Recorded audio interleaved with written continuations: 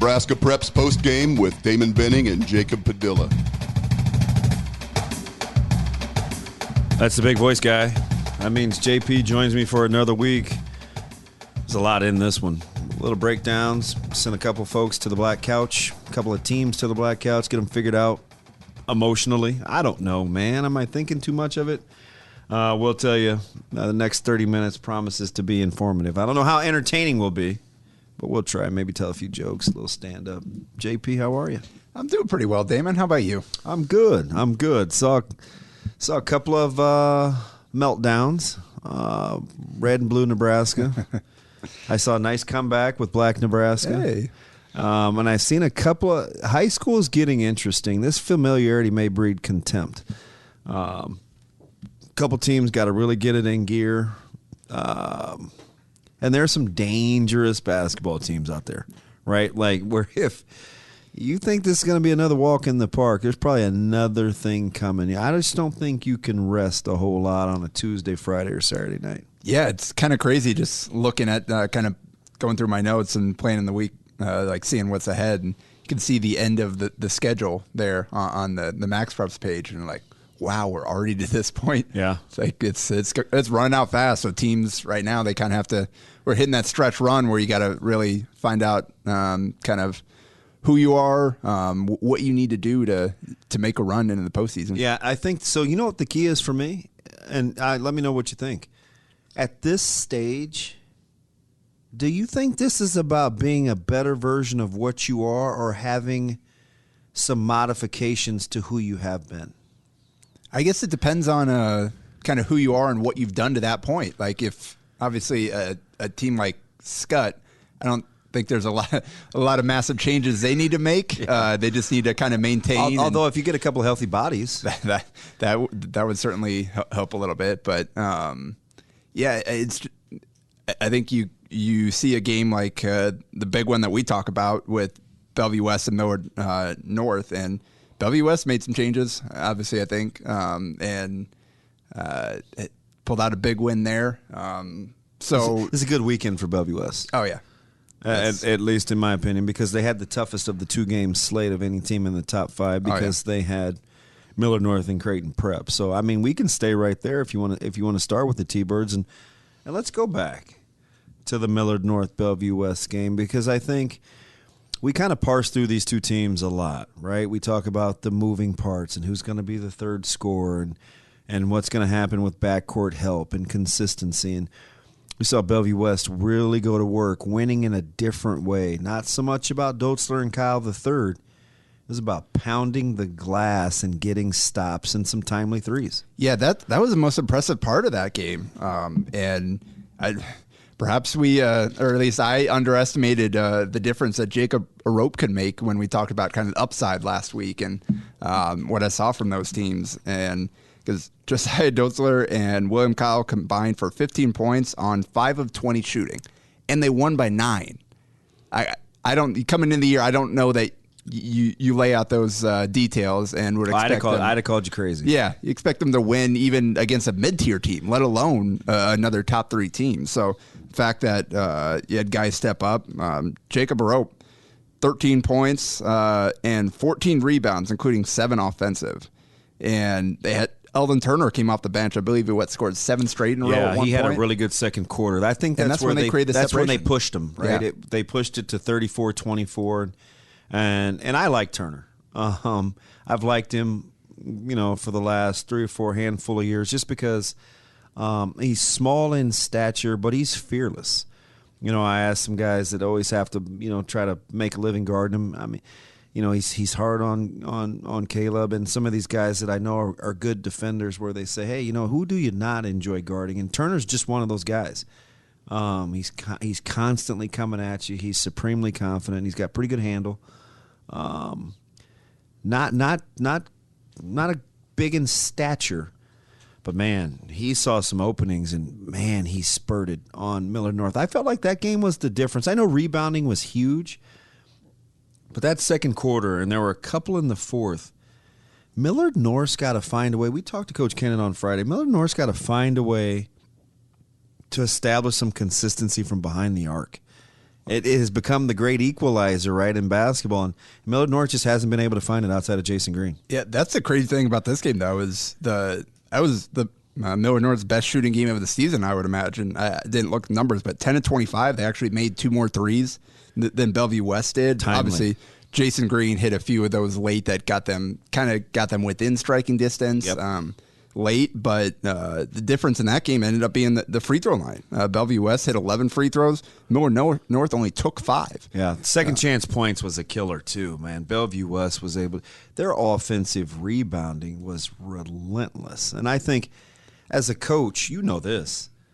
What drives you crazy outside of turnovers? What drives you more crazy than the inability to clean the glass? Yeah, that is one of the more demoralizing plays where you defend really well, do everything right, and just can't get that board. And then if they score off that second chance, that's just an absolute killer for your confidence. And not to mention, it burns a lot of energy that you could have been using down on the offensive end because you got to defend all over again. So that's a big part. And we saw kind of a change to the lineup where they started a rope alongside Kyle and slid Evan Inselman to the 3. And Inselman had a really good game. Double figures in both games last week. He's going to get a good matchup at that spot, right? I think that's pretty crafty because a lot of times he's going to get your third best defender, right? You know, Kyle's going to do his thing. You may have to play a little bigger, and he may not get somebody as fleet of foot. I actually kind of like that for Enselman because I think he's going to get a good matchup. Yeah, and we know Kyle's so versatile defensively where you can put a rope on kind of the bigger post player and then have Kyle slide, whether it's a stretch 4 or a traditional 4. He can guard either one of those. So. Yeah, it's interesting, Dwight. We talk about a rope.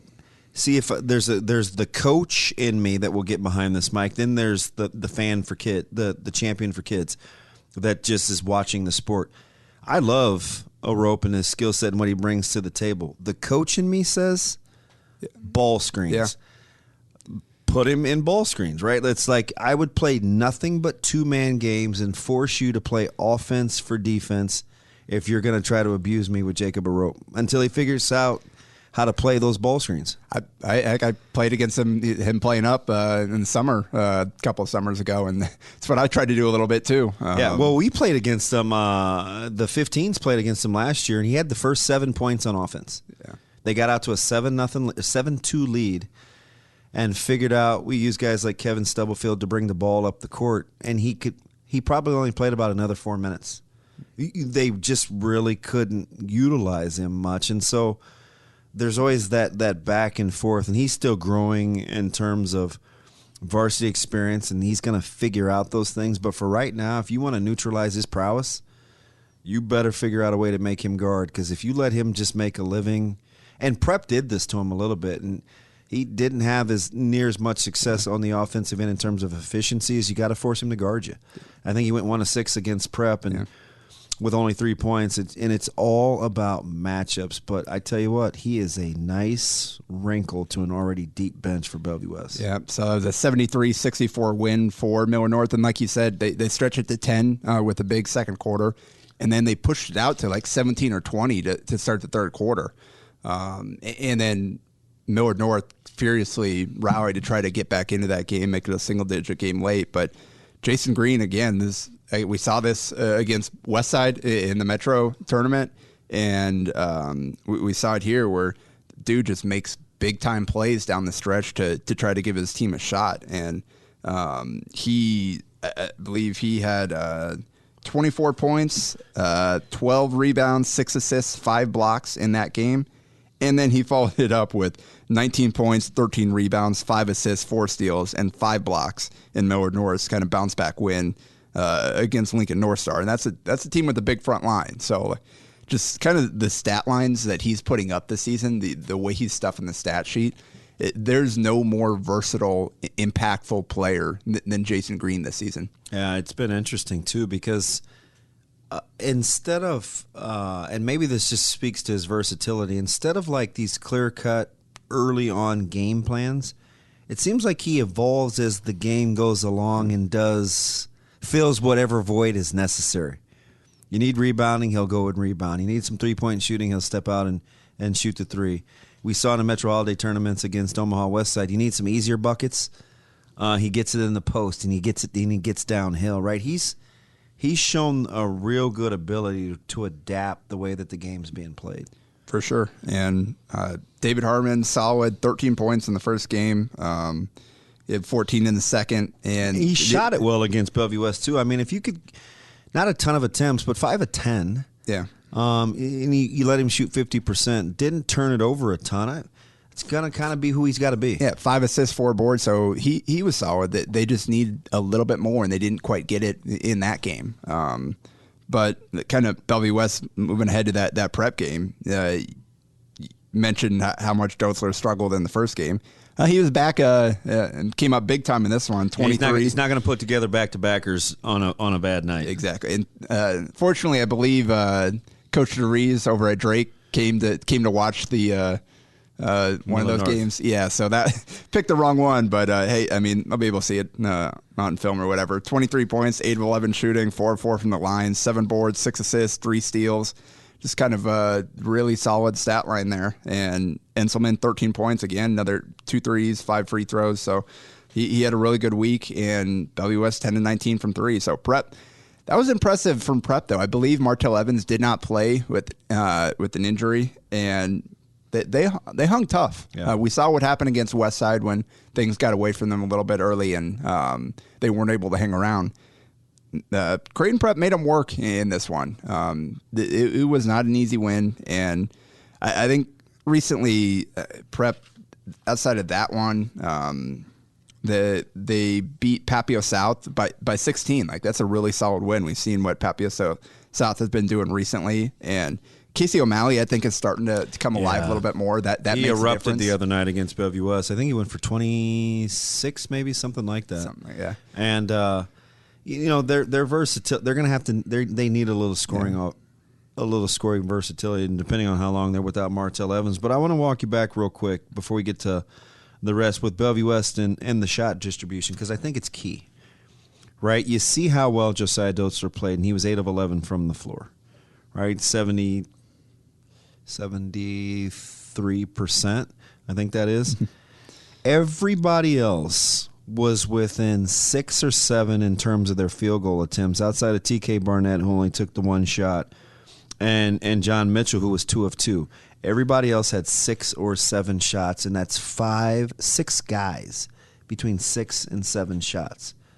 If they play like that, that is really hard to defend. It's a lot coming at you from a multitude of ways. For sure, because you've got to load up against Dotzler, because he's aggressive enough that if you don't take it away early, he's going to hit you with 10, 12 and a quarter, and then you're going to be looking at a big deficit. So you got to load up against him, and then he's capable of moving the ball and getting guys involved too. So if other guys are feeling it, knocking down shots, then you really do have to guard everybody else, and that makes it easier in turn for Dotzler to kind of go pick you apart. So it's kind of a pick your poison, and it depends on how well that supporting cast is playing, how confidently those guys are handling the ball and knocking down shots. And again, adding a guy like a Rope, adding to go with Kyle as kind of sources of interior, whether it's post, whether it's pick and roll, they've got different ways to attack you. And that's what we like so much about this team coming into the year. There was kind of a little speed bumps here and there that we were that kind of they fell down to number 3 for a little bit. Like Miller North was playing better for a stretch leading into this game, but they certainly figured it out when they needed to the most. Yeah, and it's interesting, and I feel like we kind of do this to them a little bit, but we didn't even start with the number 1 ranked team in the state, and they've been number 1 for a while now. With Omaha Westside, they got tested a little bit, got pushed a little bit. Yeah, didn't play well. Yeah, didn't play well in consecutive games. But I think the beauty of it is, especially that staff. If I'm Coach Simons and company, sometimes you have to learn to win these kinds of games. Elkhorn South, the whistle blew a ton on Thursday night. Really couldn't get into some ebb and flow. And Elkhorn South plays hard. We talked about this in Metro. It's a lot of eerie similarities where the game was close early. Westside kind of pushed out a little bit. Elkhorn South kind of rallies. They play them tough. And then on Friday, Papio South gave them all that they wanted. They got some good, easy looks at it. And I think with Westside, even though they only scored 58 points, for them it's got to start with their defense. And when they had those defensive lapses, Papio South was able to control tempo. But again, I think figuring out ways to win those games are important for Westside. Well, in the two games combined, they shot 8 of 31 from 3 and had 18 assists to 23 turnovers. Yeah. So those are not stats that you've come to expect from Westside in the way they've been playing since the first couple of games of the season. And the only reason they won that Papio South game is they won the possession battle between forcing 14 turnovers, grabbing offensive rebounds. They just got a lot more cracks at scoring the ball. So they didn't do it efficiently, but sometimes volume wins out over that. And yeah, they took 7 more shots, which in a 5-point game, that's going to matter. And how about this? You hold Payson Gillespie to 1 of 3 from the field. Reggie Thomas 4 of 10. Chandler Meeks 3 of 9. You probably think you've got a good chance to win that game, but Westside just got other ways that they can skin a cat, and that's what happened. 16 of 29 inside the arc and 17 of 24 from the free throw line. So didn't shoot the ball well, but they found ways to score still and fend off a tough Papio South team at their place, I believe, right? Yeah, so. It was at Papio South. They really made it hard. It was miserable for Broquel. He just couldn't get any easy looks. I think he ended up going 5 of 13 from the field. And now he scored 20 points, but he had to work really hard to do it. And I think that's what you want to do. You know, they held Kircher and Ball in check. And, you know, kind of the X factor for them that I liked was Devin Jones played well. Now, he doesn't rack a ton of minutes, but he gives them some toughness and some ways to get the ball to the rim. They need a few more easy looks at it. They shoot a lot of threes. And defensively, he's good for a timely steal, sliding over, cutting off a driver. He'll get a key offensive rebound. Like, he does a lot of little things. I've seen him play a lot during the summer, practice against him. Yeah. So, yeah, he's not a guy that's going to wow you in the stat sheet, but he is an important player for a team to have. And Papio South, they've had a really tough schedule. Yes, they have. There aren't very many teams they haven't played. They're hanging in there at number 9 with a 9-7 record in the NEB Prep's latest coaches poll. Look at their losses. Yeah, and they just took 2 losses, but again, to Creighton Prep and Omaha Westside, so 2 of the better teams. And so they've got Millard West, Bellevue East, and Omaha North kind of coming up this week, so they'll have a chance to kind of get some wins there and get things righted. But they've got the good win against Gretna. Yeah. And, man, if we want to slide over there, that's looking like a really good win based on what they've done recently. And they climbed all the way up to number 4 in the poll. They're 11-5 now after really good weekend against Central and South. Yeah, beating Central 56-50 and then beating Omaha South for the 3rd time this season. 51-45. Kind of crazy that they've already played 3 times, but that's what happened. And the Central game, they were up 45-32 after 3. Yeah, and it's kind of watch this one again on film, and it's hard to believe that Central had 2 quarters in which they scored 8 points. Well, not when you see they shot 29% from the field. It's going to be hard to score when you can't make shots. Is that called perspective? And we talked about it time and time again. I mean, P.J. Davis, 22, got to the free throw line to get most of those. He didn't shoot particularly well. But Jay Dawson, 5 points on 2 of 16. That was a really good defensive effort for Gretna against Jay. And if he does that, they're going to have a really hard time scoring enough points to win a game. And that's what happened in this one. Yeah, Mamur had the next most field goal attempts, and I think he only went 1 of 7.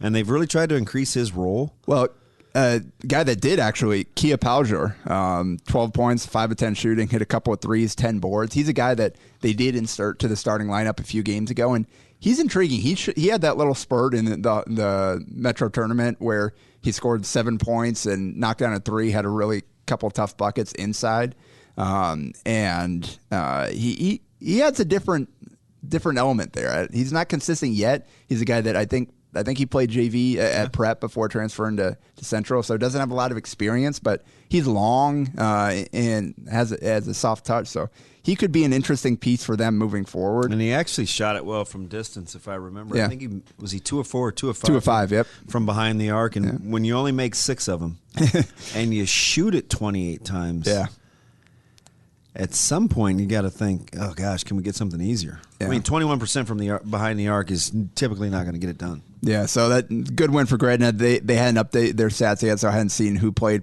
individually played well for them, but they followed up with that win over South, and it was it's been close for those teams every game. And this was South actually led by 1 heading into the fourth quarter, and then Gretna 16-9 in the fourth quarter to win that game. And they held South to 45 points on 48 field goals, including 1 of 10 from 3. So defensively, that was a heck of a week for Gretna, and again, here they are. 2 quarters and holding teams in single digits. Yeah. 7 and 9 in the second and fourth quarters, respectively.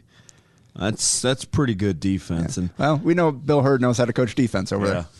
And they made it really hard on JoJo Ford, who was just 4 of 10 from the floor, and boy, the inconsistencies and their ability to shoot it from distance is a problem for South. I think they finished that game 1 of 10 from behind the arc, and it's gonna be really hard to win games like that when you don't shoot it well. Yeah. And so Gretna jumped up to number 4, bumped Central down to 5, who bounced back with a good 57-50 win at Lincoln Southwest.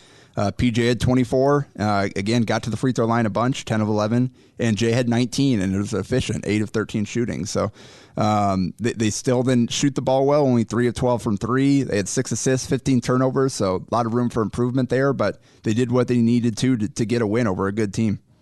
When you take a look at Gretna, what do you think it is that makes them so difficult for their opponents?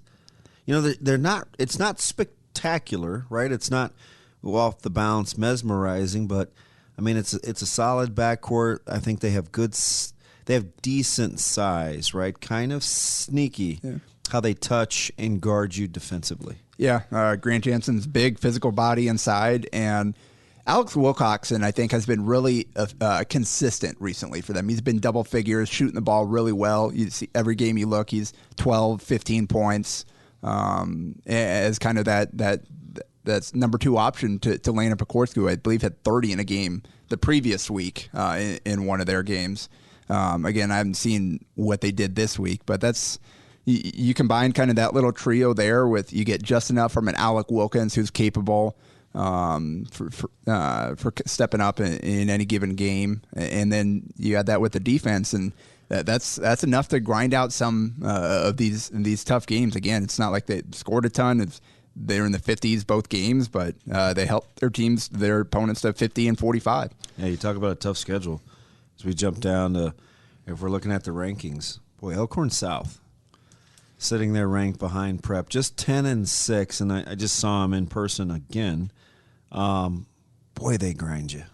Yeah, and that was it was a tough week for Lincoln Northeast. That was a big win for the Storm over the Rockets, who we talked about off to a great start this season. Went 0-2 last week. They lost in a close one to Grand Island, 46-44. I believe Isaac Trout had 24 in that one. And then they lost 69-62 at Elkhorn South. And that again, they pretty good balance. They had Henry Burt with 14, Alec Noonan with 12. They had Cole Ballard, I believe, is kind of working his way back in the lineup. He really didn't play much against Westside, if at all, if I remember right. He's been sitting I think coming off the football season. A ton. I think coming off the football season, they gave him some time to get fully healthy because, man, the dude, we talked about his toughness back during the season and what he was playing through. I think they wanted to give him a chance to get healthy. But it looks like he's back playing a little bit, and he adds a little bit in the backcourt. But I really like Evan Hill. He was tough on Westside too, and he swung that game. 4-6 from 3, 12 points. They shot 10 and 21 as a team, and 17 and 26 from the free throw line. So, wow, they had 20 turnovers and won the game. I know. That's kind of the thing with them. That got them in trouble against Westside. They didn't take very good care of the basketball in the backcourt, and West Side with that kind of that spurt ability. But when they take good care of the basketball, they get good looks at it. Yeah, for sure. And again, Hill's a guy that he's streaky, but if he catches fire, he can knock that down as a stretch four. That's tough to defend for a lot of high school kids. A guy that size that can step out and knock down shots with a quick trigger. So Lincoln Northeast again fell down to number 8, and they're 13-4 now after an 0-2 week. Grand Island had a really good week. And Southwest is kind of clinging on there at number 10. Southwest needs a good win. Yeah, I think for their confidence, right? Like if they could get like a good quality win where I think they can start feeling pretty good about themselves. For sure. And they had that chance against Lincoln Northeast at their own gym, and they couldn't quite pull it off. So they beat Fremont and got everybody involved. A lot of guys scored. And then a good win against Lincoln North Star. North Star hasn't had a great season, but they're capable. And they won that one by 5 before losing the close one in Central. So, again, that's another opportunity against a top 5 team, and they couldn't quite pull it off. So that is a team that we know that they've got some pieces. They're certainly capable, but they got to go out and prove it. Yeah, Central would have been a good one to try to, bounce it back because they had the 3 losses in a row. Then they came back to get Fremont and North Star and ran into a little bit of a buzzsaw with Central, which was a pretty fantastic game. Yeah. Notice we didn't mention Lincoln Pius. They're not in the top 10. They had a strange team. They had a big opportunity. We talked about last week the kind of cross class clash there. Yeah, and I was there on Tuesday, and they it was a battle. They went back and forth, but Scott pulled it out to remain undefeated. 56-51 win at Scott, and Pius, obviously, we talked about the size and all that. They definitely won the battle of points in the paint and free throws, but not enough to offset getting killed from the three-point line. Scott was 10 of 23, and Pius was 2 of 11. And Scott did a good job of making those paint points difficult. So what happened? It was actually got off to a good start. And Dude, then, by the way, your text to me, the write-up, was fantastic. I mean, because I'm at a game and I want to know what happened, and I sent it to Sauter, and I was just messing with him. I said, "Hey, this is the difference between you and Jacob."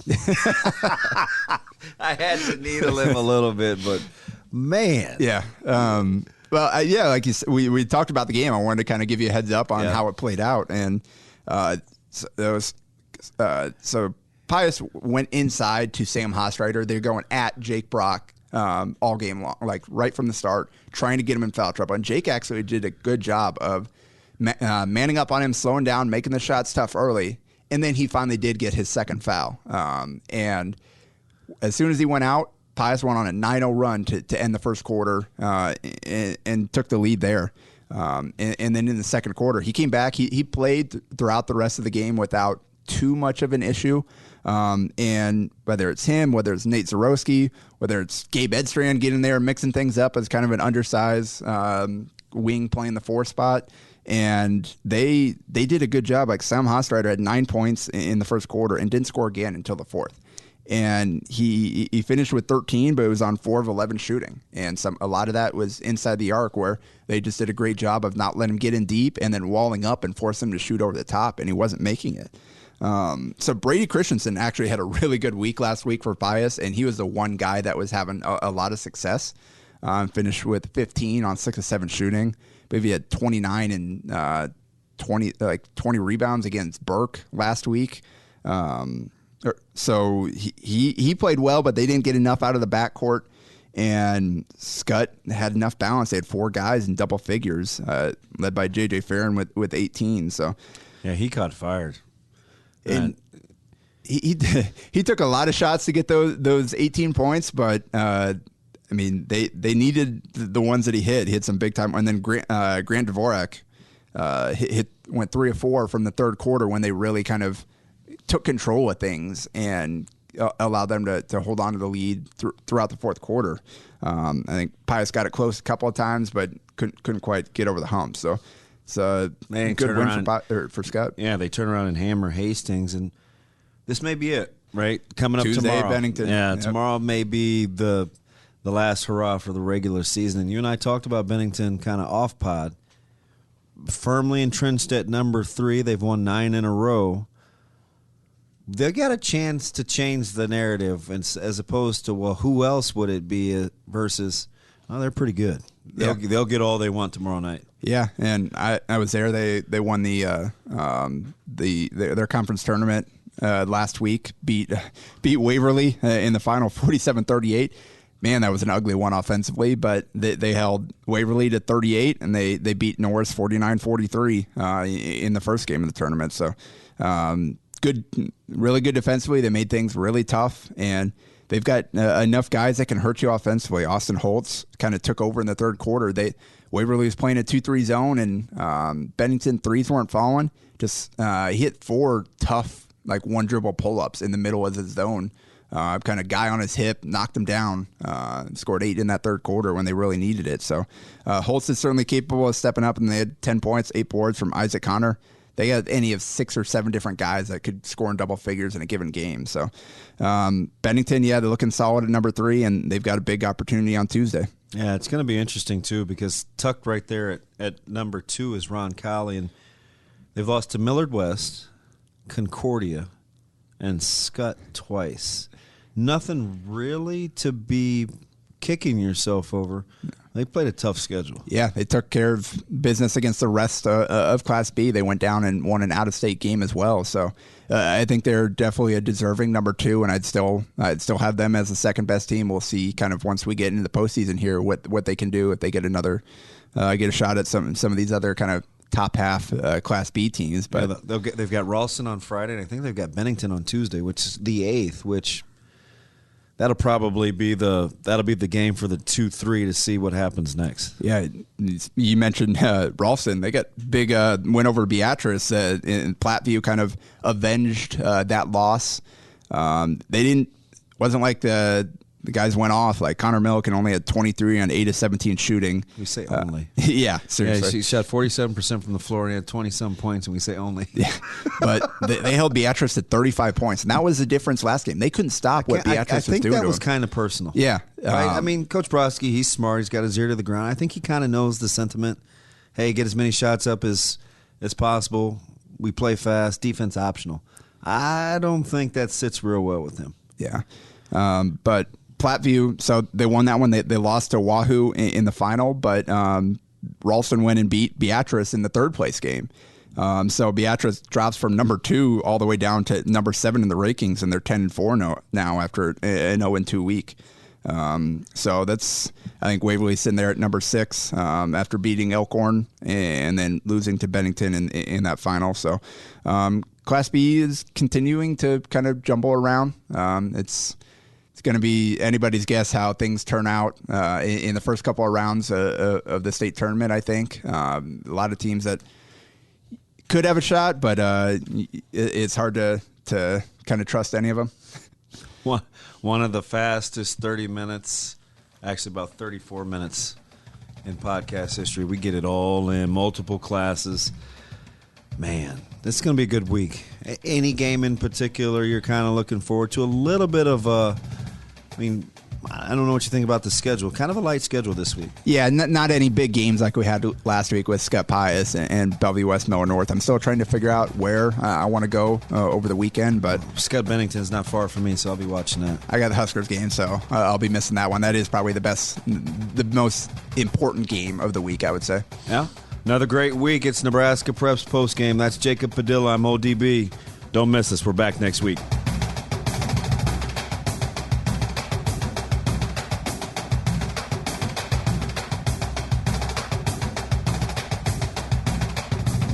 A Hurrdat Media Production.